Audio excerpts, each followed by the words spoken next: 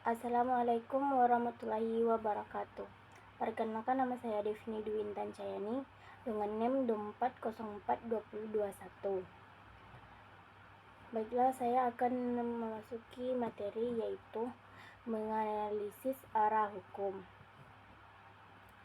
1. Subjek hukum. Istilah subjek hukum di kalangan para ahli hukum tidaklah seragam. Beberapa menggunakan istilah perusaha hukum, orientari Sadino, awak hukum, STK Malikul Adil, hukum pribadi, Swerjono, Swekanto, Purnadi, Purcabraka, dan sebagainya. Istilah subjek hukum berasal dari bahasa Belanda yaitu subjek ulang. Secara umum diartikan sebagai pendukung hak dan kewajiban yaitu manusia dan badan hukum. Jadi, subjek adalah segala sesuatu yang mempunyai kewenangan hukum, pemegang hak dan kewajiban dalam perbuatan hukum. Subjek hukum erat kaitannya dengan hukum, kompetensi atau kewenangan di bidang hukum, atau subjek hukum merupakan pengemban hak dan kewajiban dalam hubungan hukum. 2. Objek hukum. Objek hukum adalah segala sesuatu yang dapat menjadi objek suatu hubungan hukum. Jika Anda masih bingung, sederhananya benda hukum adalah segala sesuatu yang berguna dan dapat dimanfaatkan oleh subjek hukum, manusia atau badan hukum. Biasanya ini objek hukum nantinya akan menjadi sumber permasalahan hukum yang terjadi antar subjek hukum. Dan yang ketiga yaitu biasa acara. Peristiwa biasa dalam hukum adalah peristiwa atau perbuatan yang tidak mempunyai sah konsekuensi, artinya acara tersebut tidak diatur dengan undang-undang dan tidak menimbulkan hak atau kewajiban bagi subjek hukum. Contoh kejadian biasanya termasuk aktivitas sehari-hari seperti itu, seperti makan atau tidur, yang mana tidak melibatkan pelanggaran hukum. Yang keempat yaitu legal peristiwa. Peristiwa hukum, misalnya meninggalnya seseorang, juga akan membuat berbagai akibat hukum. Seperti dalam bidang hukum perdata, akan mempunyai akibat menentukan ahli waris dan ahli waris. Dan di bidang hukum pidana, jika kematian disebabkan oleh perbuatan seseorang, maka yang bersangkutan adalah dikenakan akibat hukum berupa pertanggungjawaban pidana. Intinya, ini kejadian hukum dapat berhubungan dengan berbagai aspek hukum, baik publik dan hukum privat, hukum tata negara, negara bagian hukum administrasi, sipil, publik, dan internasional, hukum pidana komersial, hukum perdana, dan sebagainya. Kesimpulan yang dapat saya ambil yaitu hukum di kalangan para ahli hukum tidaklah seragam. Beberapa menggunakan istilah perusaha hukum, orienta Sadino, awak hukum, STK Malikul Adil, hukum pribadi Swejono, Swekanto, Purnadi, Purbacaraka, dan sebagainya. Segala sesuatu yang dapat menjadi objek suatu hubungan hukum. Jika Anda masih bingung, sederhananya benda hukum akan segala sesuatu yang berguna dan dapat dimanfaatkan oleh subjek hukum, manusia atau badan hukum. Peristiwa biasa dalam hukum adalah peristiwa atau perbuatan yang tidak mempunyai sah konsekuensi. Peristiwa hukum, misalnya meninggalkannya seseorang, juga akan membawa berbagai akibat hukum. Seperti dalam bidang hukum perdata akan mempunyai akibat menentu ahli waris dan ahli waris. Contoh kejadian biasa termasuk aktivitas sehari-hari seperti itu, seperti makan atau tidur, yang mana tidak melibatkan pelanggaran hukum. Selanjutnya materi yang kedua yaitu Indonesia Legal System menganalisis bidang hukum. Latar belakang.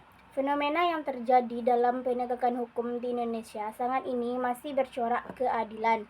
Semakin hari semakin banyak yang menjauh bangsa Indonesia saat ini sedang mengalami berbagai krisis. Salah satunya adalah krisis penegakan hukum. Namun hakikat dan esensi hukum adalah keadilan, yaitu keadilan bagi banyak orang. Bentuk krisis hukum lainnya adalah hukum jual beli, hukum perdagangan, dan hukum berbisnis. Tujuan penulisan. Formasi 1. Memahami penegakan hukum di era reformasi. Formasi 2. Memahami penegakan hukum yang responsif dan proaktif. Formulasi 3. Memahami keadilan rakyat dan kesejahteraan rakyat. Formasi 4.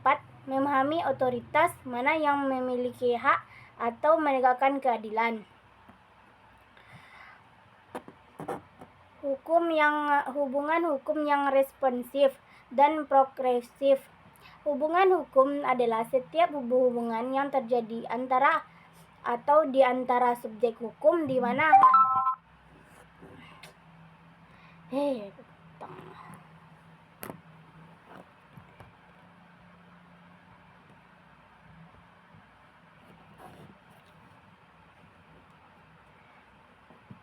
Selanjutnya materi yang kedua yaitu Indonesia Legal System menganalisis bidang hukum. Latar belakang. Fenomena yang terjadi dalam penegakan hukum di Indonesia sangat ini masih bercorak keadilan. Semakin hari semakin banyak yang menjauh bangsa Indonesia. Saat ini sedang mengalami berbagai krisis, salah satunya adalah krisis penegakan hukum, namun hakikat dan esensi hukum adalah keadilan, yaitu keadilan bagi banyak orang. Bentuk krisis hukum lainnya adalah hukum jual beli hingga perdagangan dan hukum berbisnis. Tujuan penulisan. Formasi 1. Memahami penegakan hukum di era reformasi. Formasi 2. Memahami penegakan hukum yang responsif dan progresif. Formasi 3 yaitu memahami keadilan rakyat dan kesejahteraan rakyat. Dan informasi keempat adalah memahami otoritas mana yang memiliki hak untuk menegakkan keadilan. Hubungan hukum yang responsif dan progresif. Hubungan hukum adalah setiap hubungan yang terjadi antara atau di antara subjek hukum, di mana hak dan kewajiban salah satu pihak bertentangan dengan hak dan kewajiban pihak lain. Pencarian tanggapan yang tanggap telah menjadi teori hukum modern yang terus terlanjut. Atas dasar inilah Satipto Sahodjo menawarkan teori hukum progresif. Hakikat hukum progresif terletak pada cara berpikir dan bertindak pada progresif yang membebaskannya dari belenggu teks dokumen hukum.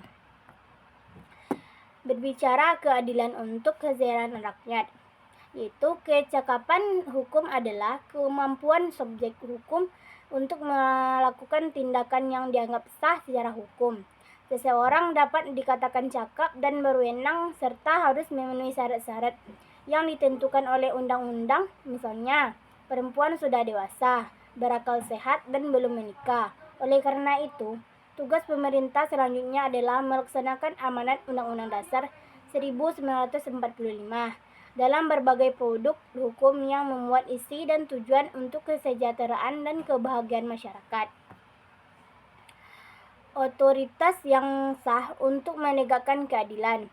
Kewenangan yang berhak adalah kewenangan untuk mendapatkan segala sesuatu yang dapat memenuhi kebutuhan dasarnya dan diberikan oleh orang lain sejak lahir sampai meninggal dunia. Tanggung jawab penegakan hukum di Indonesia adalah kepolisian. Negara Republik Indonesia mempunyai tugas dan tanggung jawab memelihara keamanan dan ketertiban masyarakat, menegakkan hukum, mengayomi, melindungi, dan melayani masyarakat. Dan kesimpulan yang dapat saya ambil di materi di atas yaitu Krisis yang terjadi dalam penegakan hukum, khususnya dalam menciptakan keadilan, disebabkan oleh paradigma aparat penegak hukum yang masih menggunakan paradigma lama, yaitu hanya berorientasi pada aspek kepastian hukum dan mengabaikan aspek keadilan dan manfaat. Para aparat penegak hukum belum sepenuhnya memahami bahwa tujuan akhir dari penegakan hukum yang adil adalah hukum untuk mencapai kesejahteraan dan kebahagiaan manusia. Para aparat penegak hukum belum sepenuhnya memahami bahwa tujuan akhir dari penegakan hukum yang adil adalah hukum untuk mencapai kesejahteraan dan kebahagiaan masyarakat. Itulah materi dari kelompok 4 dan 5. Saya akhiri dengan Assalamualaikum warahmatullahi wabarakatuh.